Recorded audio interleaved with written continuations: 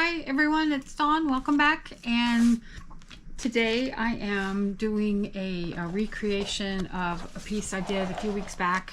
This guy right here, very Celtic looking. I know it's not a Celtic knot, but it reminds me of that. But I wanted to redo it. Two things. One, I was asked to do this, show how I drew the circles. And two, I wanted to redo it. I just wasn't real super happy about the colorway, the color palette I chose on this one, so I wanted to redo it. Probably going to redo it. I'm kind of in a Roy Biv mode right now, as you can see from this page. So I wanted to show you how I do it. So this book is 9 by 12, but it doesn't matter the size. The way I'm going to show you, it will not matter what size of paper you're using. But this is watercolor cold press paper, so it's got a little bit of a tooth to it, but it's Strathmore Series 4, so it's not super waffly weevily, but whatever your paper size, just make sure your ruler is longer than your paper, because you're going to need to be able to go diagonally across the page. So what we're going to do is start by finding the center of the page, and we're going to work from the center out, and that's why it's not going to matter what your paper size is, because it's going to work no matter. So we'll go corner to corner on each one, putting a little X marks the spot in the middle. And you will need, I recommend having something like this underneath, a grid of some sort, or at least at your edge of your table to be able to orient yourself. It's not super precise math, and yet it's a little precise. And I will warn you, I am not that math person. This kind of math is not my strength. But I suffer through. I'm using this kind of a compass that relatively locks in. I've got a 2-inch, 2-inch should be, yep, 2 inches on the compass. And what we're going to do is first we're going to draw our center. And yep, you're going to put holes in your paper because you're going to want to embed that puppy pretty firm. And you're just going to go thusly. Oh, I've always wanted to say that word. Okay, now here's where the ruler and the grid are going to come into play, and I'm going to stand actually, so that I can get a good bird's eye view. And you're just going to mark north, south, east, west. So you're going to do 1, 2, and then just, because as you mark your north, south, east, west, that is going to help you as you go down the road, because we're going to work, as I said, inside out, or from the center out. All right. So with you're going to take the intersection of these north, south, east, west lines, and you're now going to draw your circles. And by the way, if ever you wonder how your compass is doing, or if your compass is still lined up properly, it should be touching. See how that crosses that line right there? And if you need to recheck to make sure, instead of checking, you go, okay, is this 2 inches or is this not 2 inches? The thing I will do is I will put it back on the paper and make sure from my center circle, okay, am I still on that track? Because whatever the size of your compass is, you just need to be consistent throughout this project. Okay, all right, so then let's go over here and do the east. We just did the west, and I do not get too worked up if some of these lines don't get perfect, because by the time you get doing some of these, oops, see, I've just slipped off. Make sure you stick that in pretty good. All right, so now we're going to do north. And I have tried this technique, or this, I've tried this several different ways. I've tried drawing a box and going from the corners in, and I've tried going from the top and working down. And you know, if you've got a better way to do it, go for it. This is the one that works for me. This kind of, I don't want to say foolproof, because that's putting a guarantee where I cannot, but it is the way that works the best for me when I work from the center out, because then when you work from the sides in, top to the bottom, I just don't get a good result. So I'm still checking my compass. We're good. All right. So now we've got the 5 circles. And then next we're just going to go to intersections of those circles to complete the rows. Okay, so we're going to, and you should find yourself kind of grazing over your north, south, east lines from before. If you're off a little bit, you can decide if that's worthy of an erase and start over, or if you can live with it. All right, so let's get, and if you're a very technical drawer and you know, doing all the math and the whatever is good for with you, you do you. I'm just telling you how a non architect type person approaches this exercise. All right, there we go. And I'm going pretty heavy on my lines right now, just mostly so that you can see them on camera. But once you get your circles drawn in, once you get your pattern drawn in, you'll probably want to knock it back a little with an eraser of some sort, just to get you a more pleasing end product where the pencil lines aren't showing through, because my X is still showing here, but we're going to worry about that later. All right, so now you've got your 9 circles. Next, what we're going to do is grab our ruler, and here's where this gridding, lining up thing is going to kind of come into play. What we're going to do is draw a box around our 9 circles. And so you're going to want to line your ruler up with the bottom circles and just go across the page, and then repeat that on all 4 sides. You're going to want your circles to be inside the box and the line kind of going over the edge of those circles. See how they're intersecting? You really don't want a margin of any kind.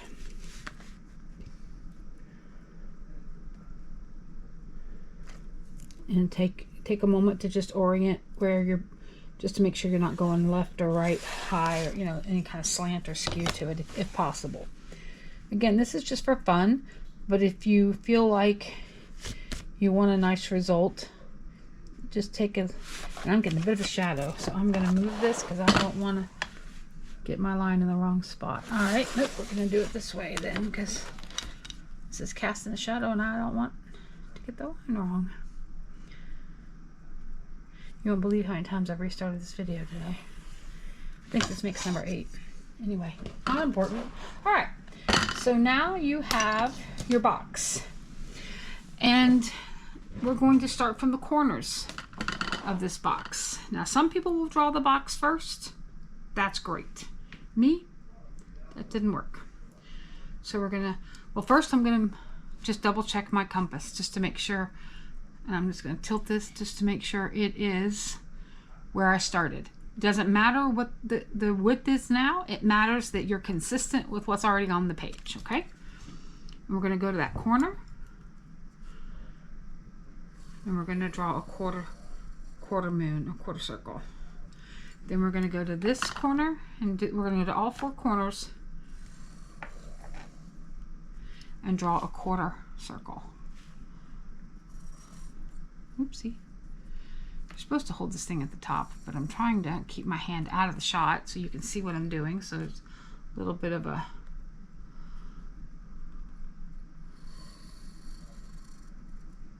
All right. Now let's return back to the bottom of the page. Now where these circles, this quarter circle intersects the box, we're going to put our compass point there. And it should line up with the corner of your box, and if it's a little off, that's okay. But it should touch that circle, ideally, and come down, okay? And then we're going to come back and do it on the other side. So now we're going to draw another half circle. So we did quarter circles in the corners, and then we come out to the edge of that quarter circle, and now we're doing a half circle, all right? And that should get those 2 touching, ideally. And then the last piece we're going to do at the bottom is we're going to make another half circle in the middle. And feel free to keep checking your compass against your original circle to make sure that you're still on track, okay? Now let's go to the top and just repeat that process. We've done the quarter circles, so now let's go do the half circles by placing our compass here. And that should touch the corner of the box. My hand is totally in the way there, I'm so sorry.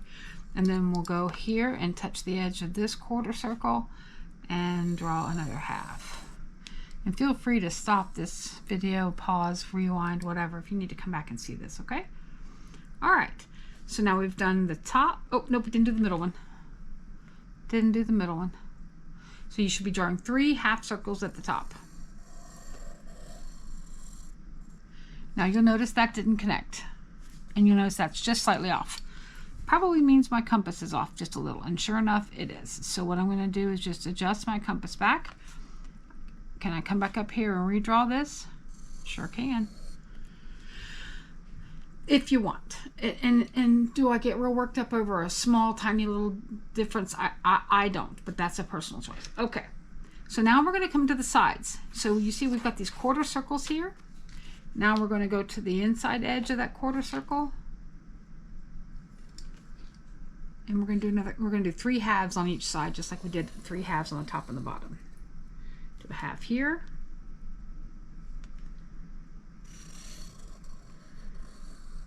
Do a half here. They should touch. They don't. So I'm just going double check my, well, they don't. And sometimes you get this far and that's just the way it goes. And I am really okay with it. And then the third one. All right. And then we'll come back to this side and we'll do the 3 half circles over here. I'm going to check it one more time before I start. Nope, it's moved in a little bit. So I'm just going to bump it out ever so slightly. Because even though we don't care too much, you know, if we can take an extra second and make sure that it matches, you get a nicer end result. So we'll do a half there. We'll come here and do another, oopsie, do another half. And there's a bit of a gap, so I'm just going to split the gap. Because once we start watercoloring, and then we're going to do outlines in gold. So if this isn't precise, it just doesn't, I should have mentioned that before. There's a little bit of variance like we're seeing here. We're going to outline this in gold, and it really won't be a problem because the gold will cover up any errors in our calculations. So here we go. Here is our pattern. And there's several different pattern shapes in here that you might see. You might see like here's a flower. If I obscure that, you can see a row of flowers there, right? Like that's the middle and those are the 4 petals. That's one shape you can paint. Then if you zoom out a little further, you can see a flower here. Petal, petal, petal, petal. So that's a petal, that's a petal. So these shapes, drawing with a compass gives you any number of things to work from. And it's your choice as to which shape you want to highlight or illustrate or put forward, and then the rest of it becomes negative space or background. And whatever you choose as the background, it will push the image forward. You could go after the diamonds as some sort of stained glass effect, or anyway. So what I'm going to do now is go knock these lines back a little bit, and then we'll come back and start adding some watercolor and see what we can come up with and see if we like this one a tad better. So be back in a sec. Hey, I've erased the box, and then I've been just kind of lightly erasing these lines. I don't want to erase too much because I really need to be able to see, you know, the pattern I've drawn out. Went to all that trouble and then erase it. It seems like a bad idea. But I've decided I'm going to do the bigger flowers. The smaller flowers, that row, seems obvious, but I think I'm going to do the bigger flowers. And I know I said I was going to do Roy G. Biv, and I am, but I'm going to go about it a little bit differently. I think what I'm going to do is I'm going to do, the flowers are going to be yellow, orange, and red. And then I'm going to do everything else around it in the, you know, blue, turquoisey kind of colors. So I've got my palette here. I'm trying to use up this plastic guy, and then some other stuff off here to the side. This guy is like all oranges and yellows. And then this one's a nice rainbow palette that I'm really hoping to keep and use, but I have as a backup in case I kind of run out of options with this other plasticky guy. But anyway, that's what my plan is, I think, right now, is to just do the flowers. And I think they're going to have to dry, or at least get where they're not, you know, running into each other. And I'm debating erasing some of these lines, because if I'm going to do that, then I don't need these interior lines that I do need if I'm doing the smaller flower, if that makes any sense at all.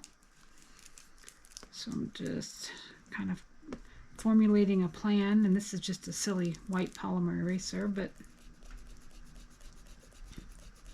it does the trick. So I'm getting rid of the circles that I meticulously drew. But until you know what your plan is, you need the guidelines, right? Right. And I've decided to do the bigger flowers this time, since I did the smaller ones last time. And just to show the flexibility of the pattern. Suppose I could have done this before I turned the camera back on, but here we are. Because I'm going to be using some yellow and maybe some transparent Quinn colors, I'm trying to minimize my pencil lines as much as possible in the interior of the flowers, that is to say.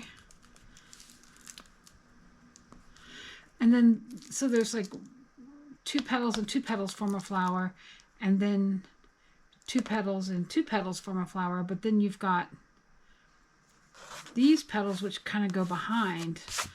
So that's going to be interesting. So I don't know how that's going to work. Maybe I'll make those a darker color. I don't know. Kind of shooting from the hip here. I'm just going to do the top layer first. Is what I'm going to do. Okay, so let's grab a little yeller. Trying to use up this palette, and we're just going to double load these in a way.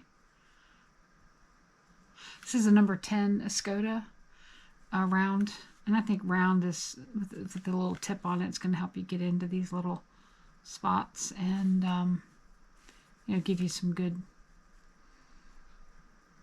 control. Ooh.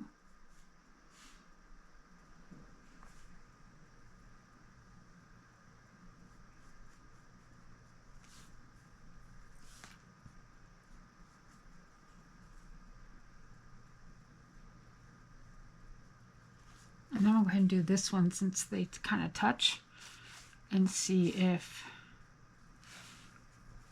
we get a fun little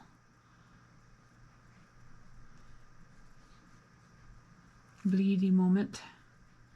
I also want some paler yellow, some lemon yellow in here too.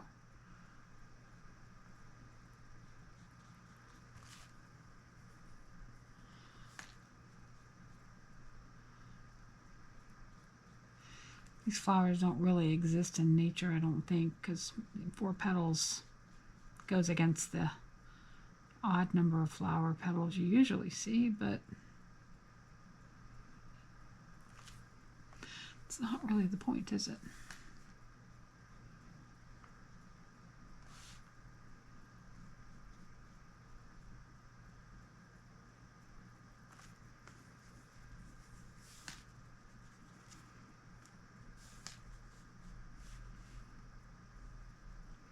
This is kind of the fun part to me. The drawing part is the tedious part at times.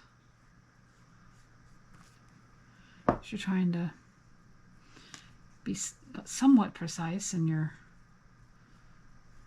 in this circumstance, this instance, I think you're trying to be somewhat precise in your technical drawing.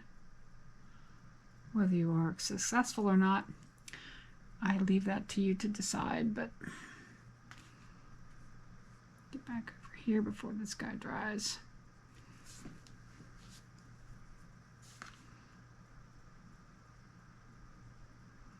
I do love yellow, orange, and red together.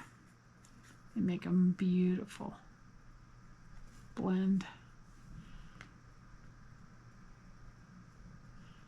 That's a Quinn gold I picked up just there.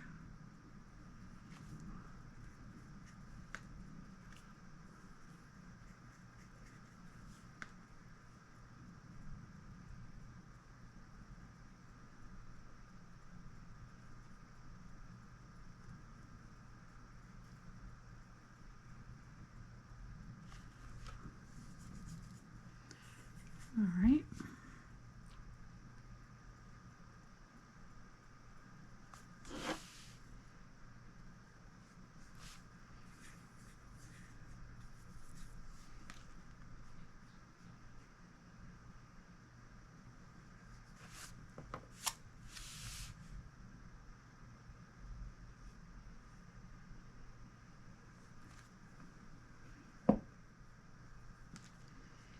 I also like it to grab a mass tone, you know, a really strong pigment to have kind of punctuate the flower at some point.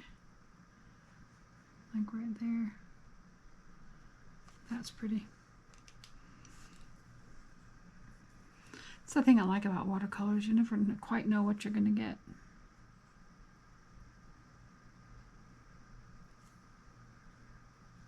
You think you know.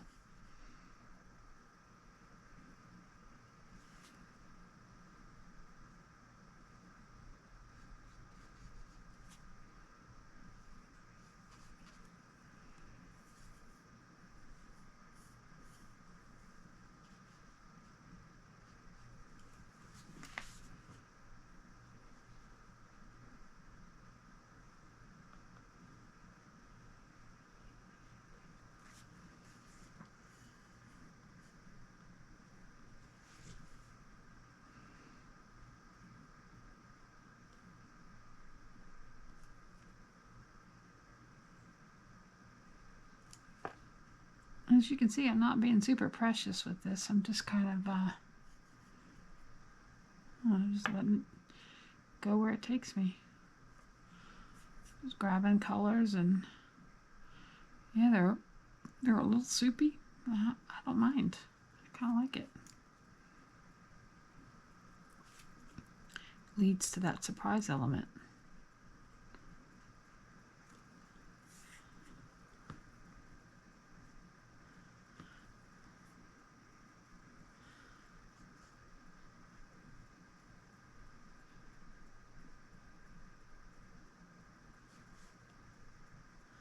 One of the things I like about doing exercises like this is it doesn't require a lot of equipment, a lot of tools.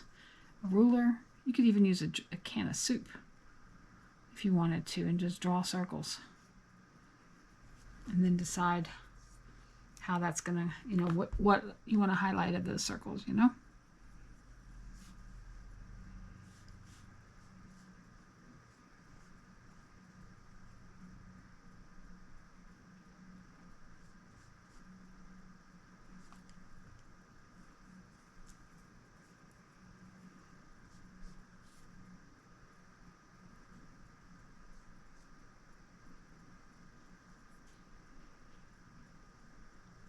I'm not even sure you need a ruler.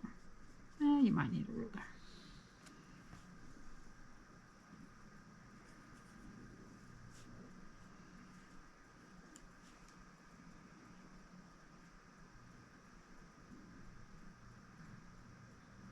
And I'll probably do this again and do the smaller flower again and do it in a different colorway.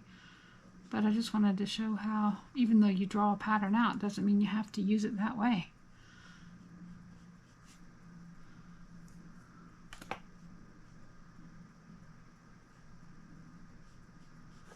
And as you can see, this goes pretty quick once you have the lines drawn.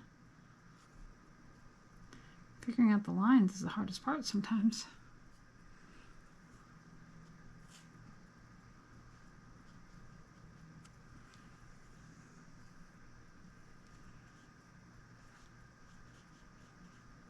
Some pigment on the brush, I'm trying to get it off. Pretty sure that's not an official watercolor technique, smudging the brush.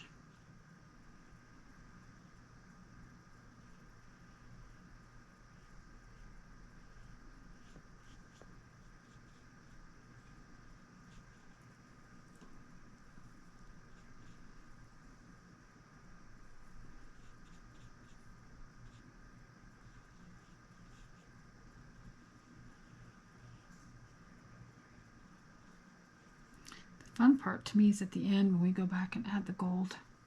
I didn't mention that, but or maybe I did. I lost track. Done so many intros and restarted so many times, you have no idea. But we're going to go over the lines at the end with some gold. You can use like a gold Uniball pen or a gold gel pen, a gold magic marker, not a magic marker, like a acrylic marker. Ooh, that's what I was thinking of. I have some gold, like a, I think it's from Kiritake. or you can use there's a bunch of things. I'll show you. I can't think and paint at the same time today, apparently. Word challenged. All that's coming out is word salad.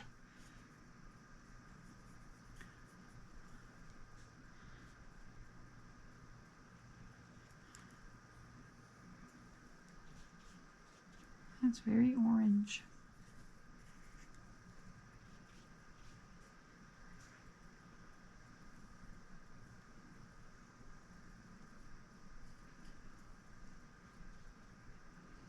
Another thing that I do is off to the side I have this book when I feel like my pigment is just okay, I'm just got too much orange, it's too mixed and mingled.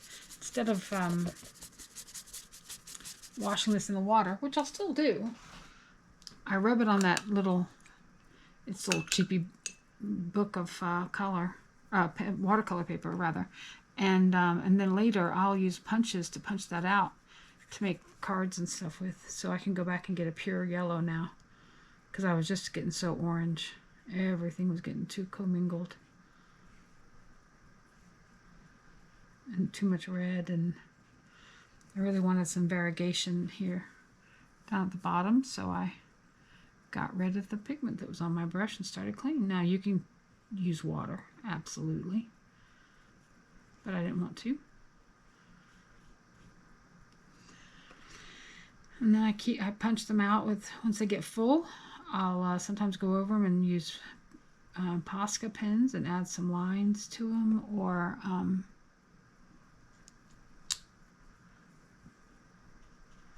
I'll use fine liners and do like patterns, like doodles, like Zentangle-ish kind of looking things.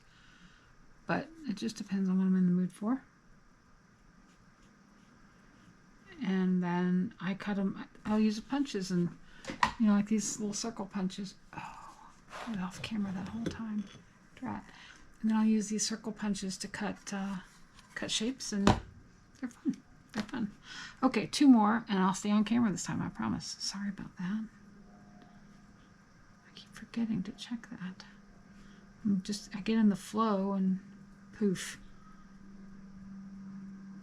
And I make these guys touch on purpose. These corners, I want them to kind of flow into each other and have a moment together. Not everybody likes that, but I do. I think that's part of that surprise element I was mentioning a minute ago.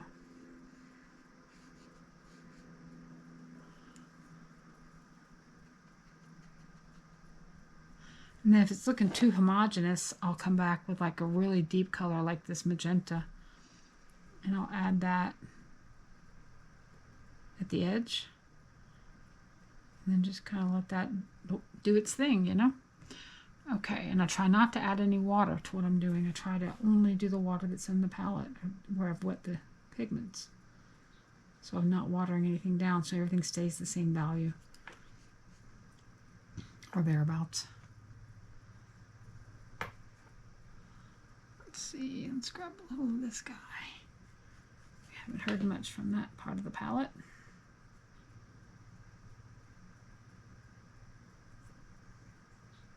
Oh, these lines are faint over here. It's hard to see what I did.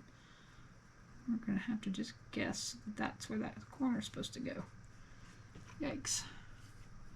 Alright, let's grab a little Queen Gold and put that in there, and now I'm going to clean my brush the same way. I'm going to grab this book, and sometimes I make very specific marks with them, like this, and sometimes I just scribble. You'd be surprised how good some of this looks when you go to punch it out and add some doodling on top. Okay, we need to let this dry for a minute or two, and then we'll come back and do the behind flowers, which will be these guys. Boom, boom, boom, and then see what's left with the, I think just the blue background, so it will be there. But I might just do the whole background blue and just forget the rest of the flowers. I don't know. I'm gonna let it dry and we'll see. Okay, everything is dry, and I've decided I'm not going to do the back flowers as flowers. I'm going to do the pieces that are tucked behind as kind of like a stained glass, meaning I'm going to treat them as individual pieces of like stained glass. Yeah, because we're going to end up doing the gold that I mentioned before. So I switched over to a number 5, which I may regret. This little guy is super tiny. It's more like a 2 or 3 in everybody else's world. But I'm going to switch to this. And then I'm just going to do varying shades of turquoise as a background. And again, because I'm going to go over it with gold, I'm not real worried if it's right up next to it or kind of sort of close up to it or what have you. I'm just going to trace well, yeah, no way tracing. I'm just going to fill in, but I'm going to keep it kind of on the lighter side. I'm going to keep it more paler colors of the turquoise and blue spectrum, so that the part that sticks out is the flowers. And I don't care if the turquoise colors bleed into each other, but I'm trying to keep that turquoise out of the yellow and the red. So that's what I'm going to do now.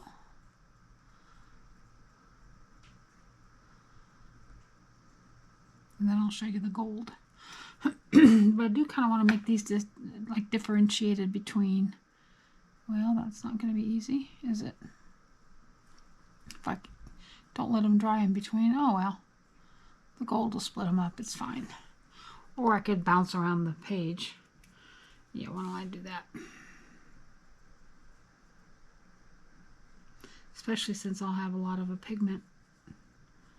I'll have pigment on the brush and I can just skip around and hit up various spots.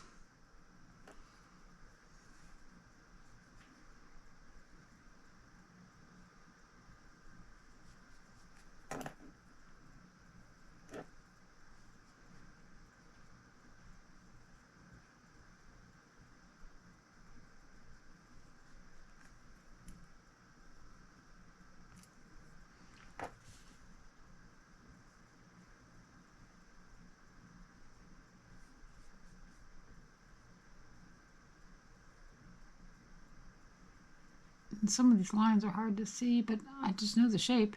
And the shape is round, it's circles, so I'm not going to make it flat for these parts. Excuse me, I got a frog. I don't know where that showed up from, but it's that time of year. Things are blooming.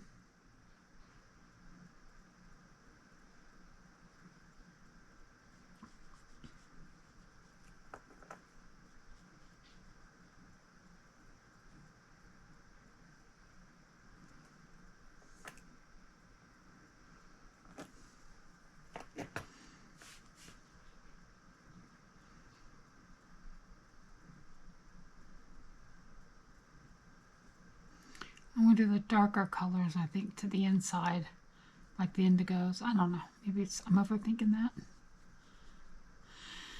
Probably am. Just paint. It'll figure itself out, right? So this one I got to kind of figure out because I erased that line too well.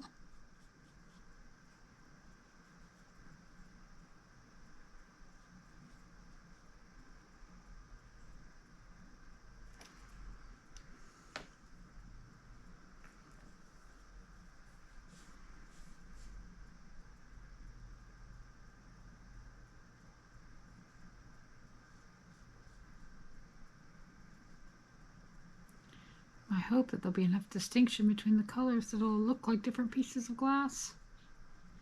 I'll give the illusion, you know, obviously it's not. And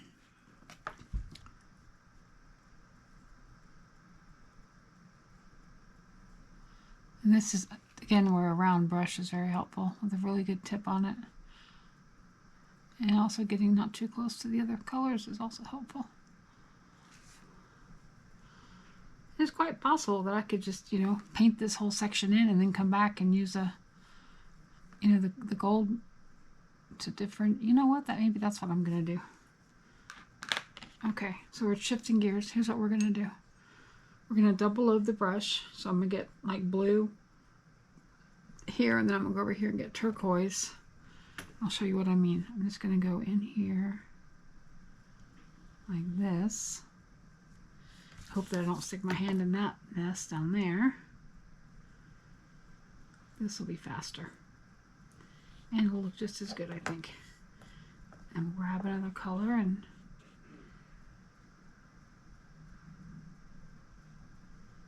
if I need to, I can retrace the lines with my compass. Right? Right. Oh yes, this will be much better. Because I was thinking I was going to try to keep the individual pieces painted, you know, put like a white line between them, but not if I'm using gold. Goodness gracious, this frog.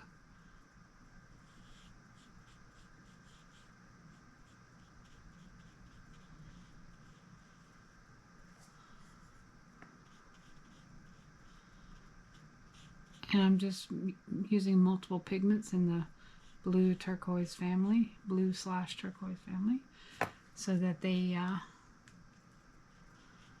I'll just try to stay away from the edge there, the edge of the flower, as I go dipping back into that corner. I can't help myself. I say that and then I go here and do it.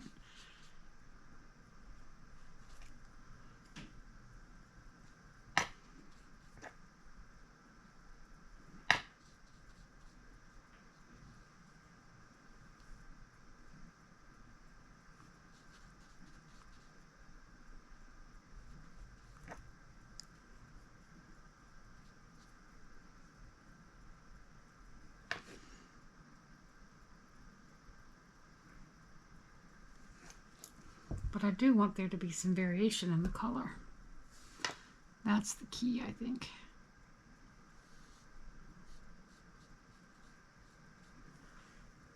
And we'll grab some Prussian here and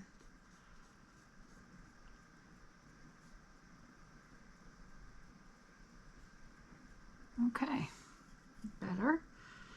Let's grab some aquamarine. Excuse me, I'm so sorry.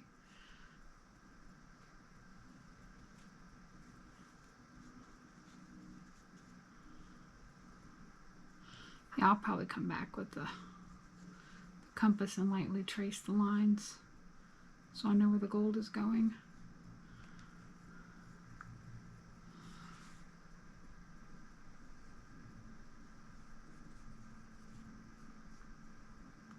So I'm being mindful of the roundness of the circle.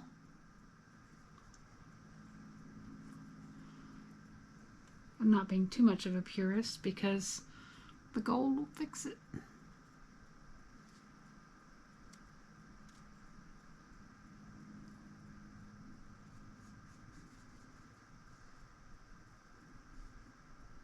There. Coming along nicely.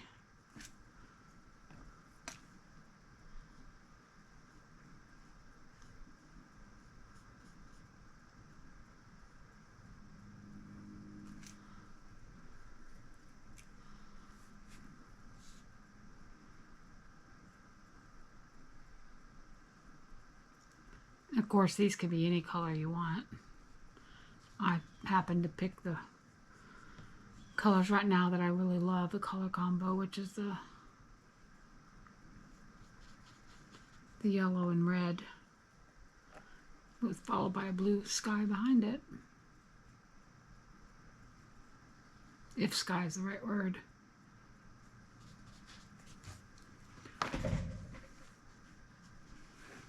But you could pick, you know, school colors or a family tartans colors. I really want to do a Celtic knot. It's in my queue to learn how to draw and then watercolor a Celtic knot. I think that would be fun.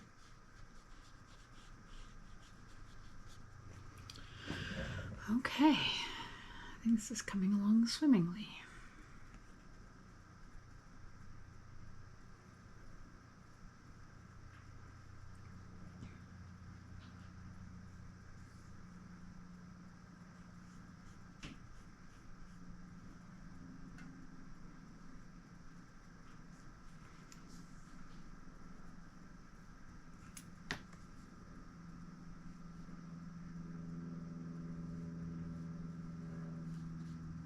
Using a number 10 is much easier than using that little teeny brush I had a minute ago. Felt like I was just tickled. Oh, Dawn. Whew, that was good timing.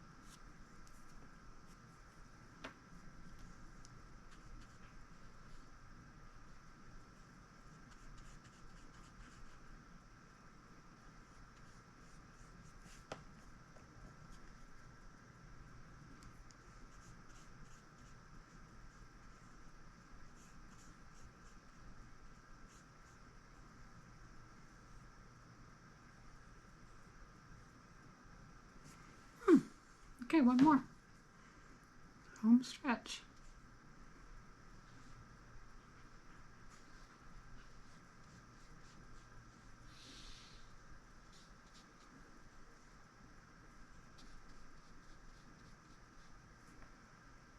Mm-hmm.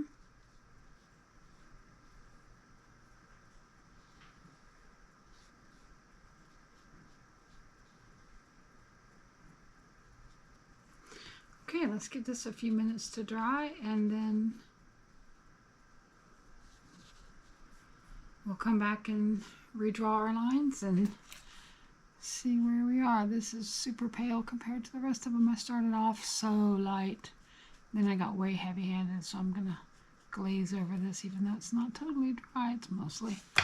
Oh, I forgot that guy who was screaming at me. I heard you. One more. You forgot one more. My bad. Here we go.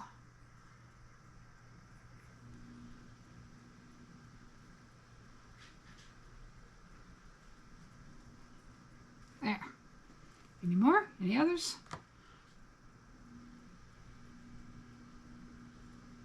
It's bothering me. I know I'm going to cover it up, but anyway. Okay. Time to dry. Back in a second.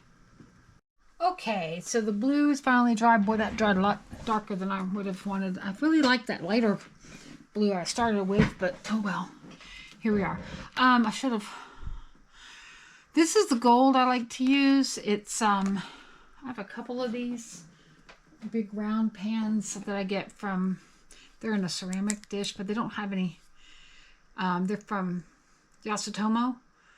And they're really kind of cool. This is Malachite 51. I forget which of the golds this one is. I don't think it's blue gold. I don't think it's champagne gold.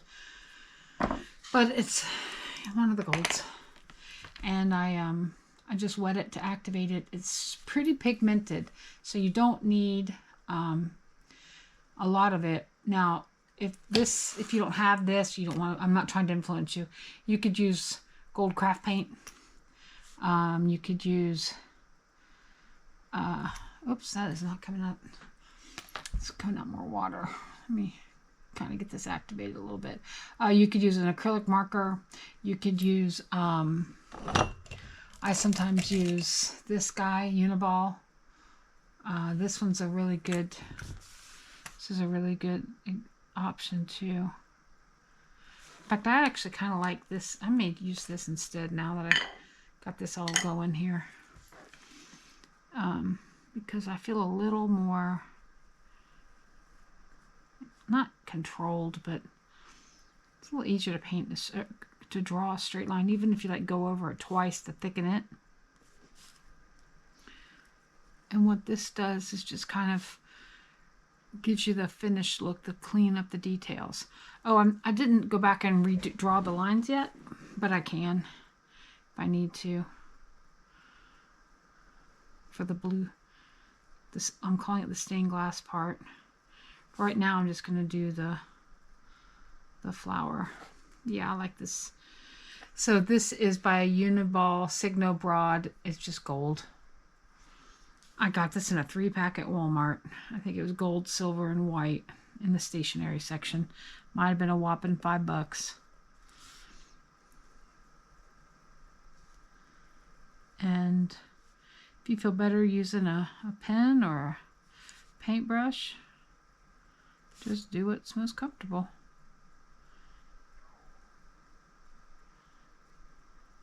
And you may have to go over it twice or redraw your lines or thicken them a little. That's all good. So I'm just going to go over them once, and then I'll probably come back over and do it a second time. This is a gel-based pen, I believe. The one I'm using right this second. Oops.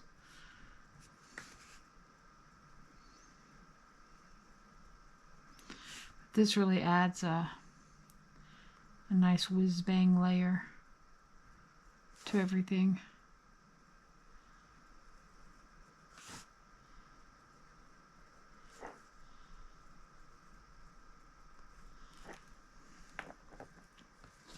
It does need a second or two to dry, so you really don't want to put your hand in it. You either want to put a piece of paper down or just give it time to dry.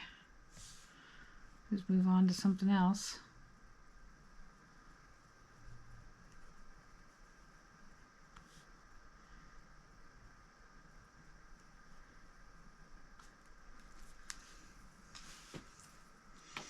And I haven't decided yet if I'm going to take those leaves all the way into the center or if I'm just going to stop them short.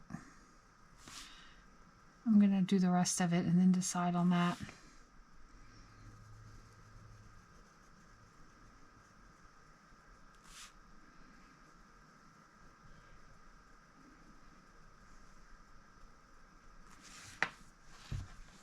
Not sure if that gold is showing up very well or not. Lift it up a little bit and try to hit it with some light. It's not showing up too much, but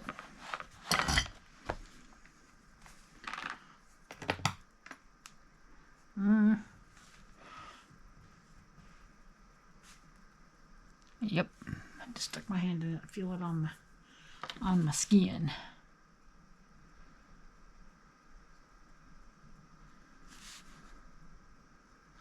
I think because the flowers have a lot of yellow in them, it might not be showing up very heavy. And I may end up coming back over this with the gold watercolor.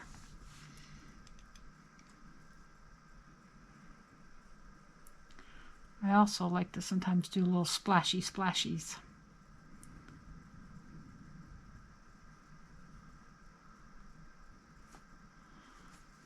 I think I'm going to turn the book. That way I can keep going.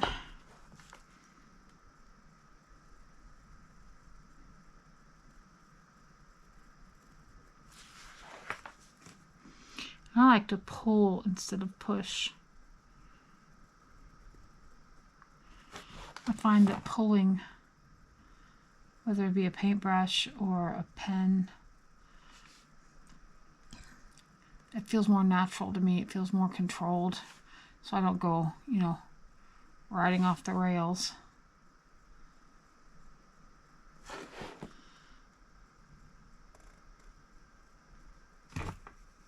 And like here, I'm going to push, but my preference is to pull.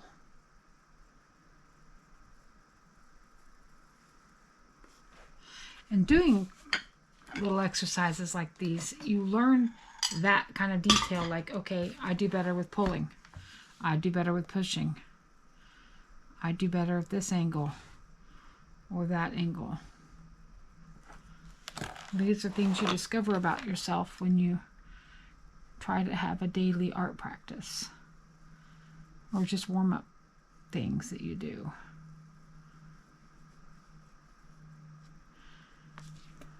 Okay.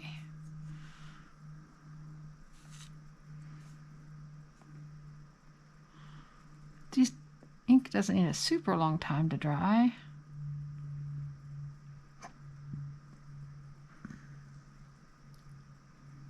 But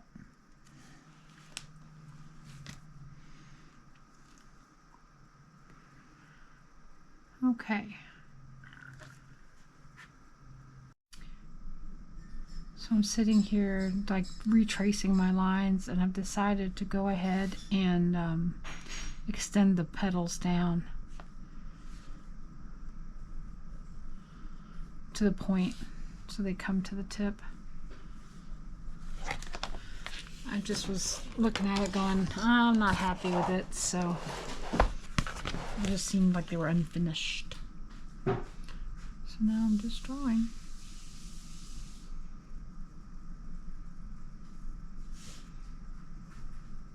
I'll do the blue here in a minute.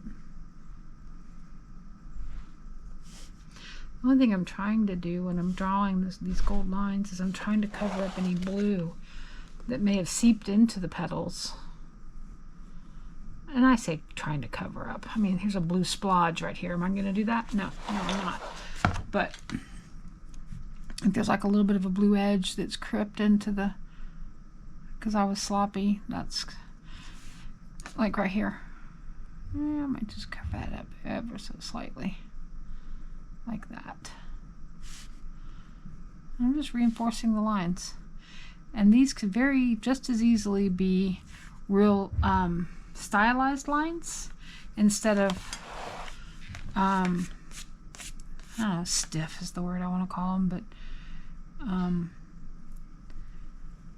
those could be just as good as to have the stylized lines, the double lines. But it's just personal preference, I think. And I'm just thickening them up is all I'm doing. Just by drawing this. If I had to guess, I would guess this nib is like a 0.8. If you use any of the other like fine my brain, microns. Like that's a 5. This tip makes me think of an 8 when I'm using the microns. So for those that use those, if you're inquiring or you're wondering, now you know. So I'm doing this with the intention of getting a pretty bold line. Oh look, I totally didn't do this line before. Haha. And by going over it a second time, you notice little details like I completely didn't do that line. It's okay though.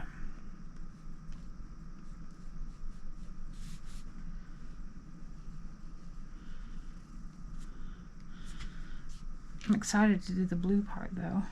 Kind of get those other pieces colored, outlined, I should say.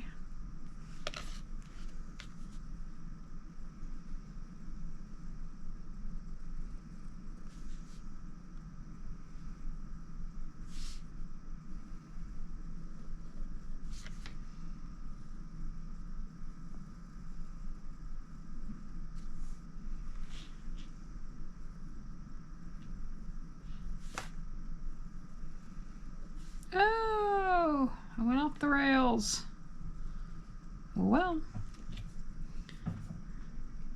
you know what? I kind of like it. Not sure if you can see it. Went off the rails into the blue. So what I might do is I might do it intentionally somewhere else later. I'm going to do the blue parts first. I might just leave it. Okay, that feels like that's where it needs to be. So now let's go back here. Now we're not going to go super crazy. Alright,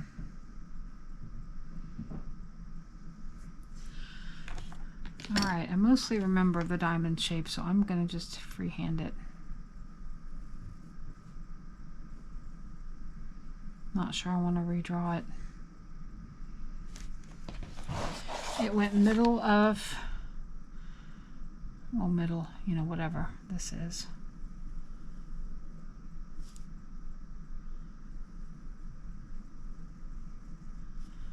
Oh yeah, that's cute.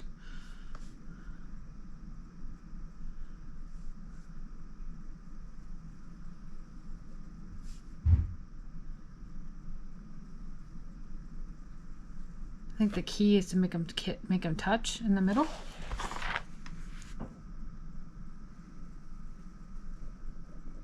like I like to say.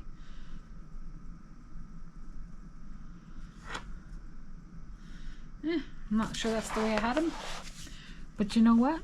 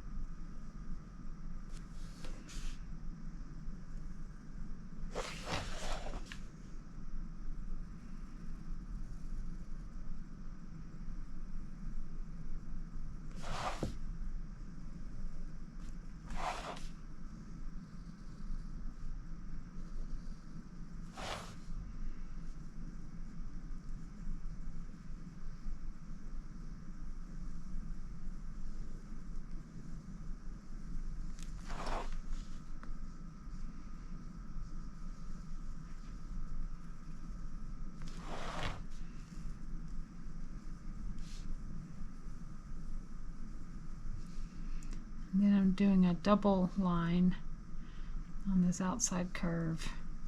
I'm only doing a single on the inside so that it looks thicker, like a cabochon edge or something. I got palettes stacked up all over the joint.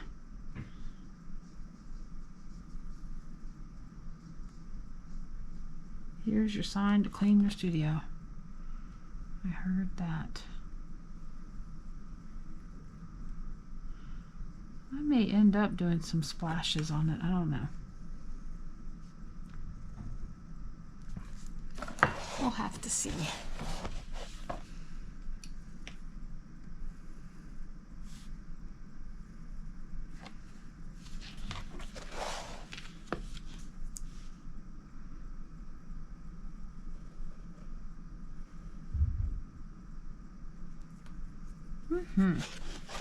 I didn't do that one.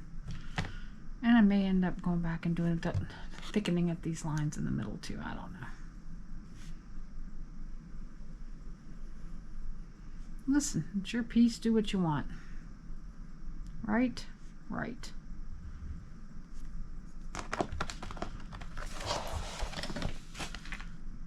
No rules.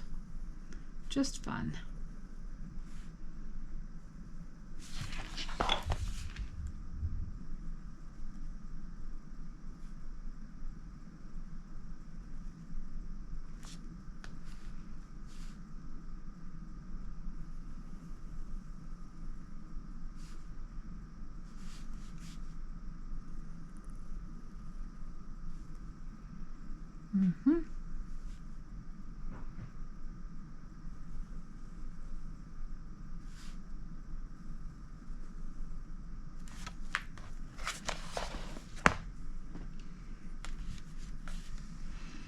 Yeah, I'm going to thicken these lines. I'm a sucker for gold.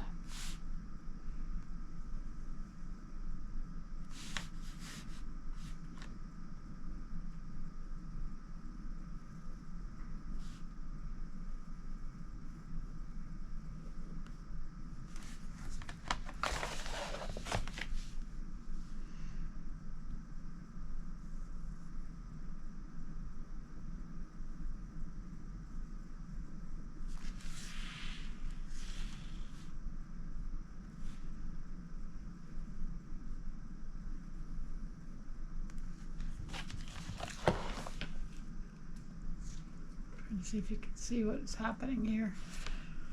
The picture will probably have a better thumbnail of it, but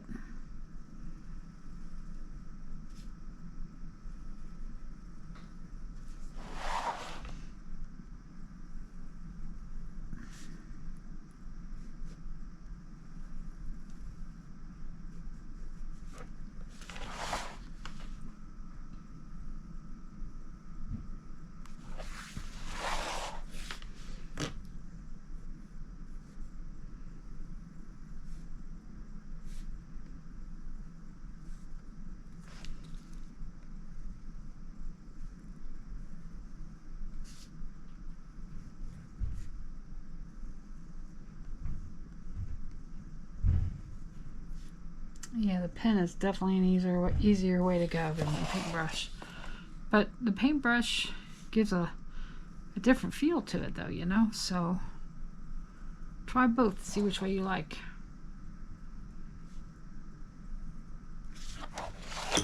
I'm just thickening up these lines, and then we're gonna, oopsie, really thickened that one up, didn't I? And then we're gonna call it a day.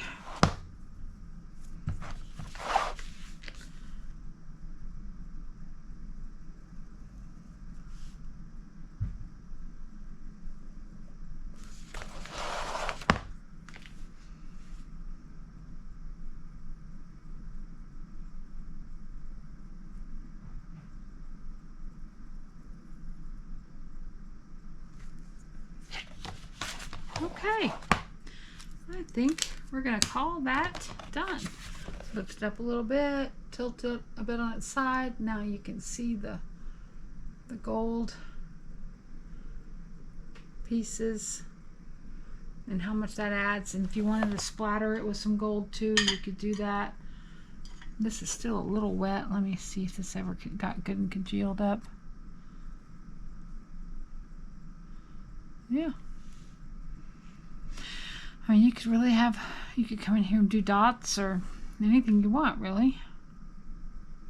So with a small enough brush, I think probably like a 1, or even a really tiny shader like this, like a really tiny flat, that would also work really well if you wanted to do the gold. But anyway, that's enough for this time. Thanks for stopping by again, and we'll see you again soon. Bye.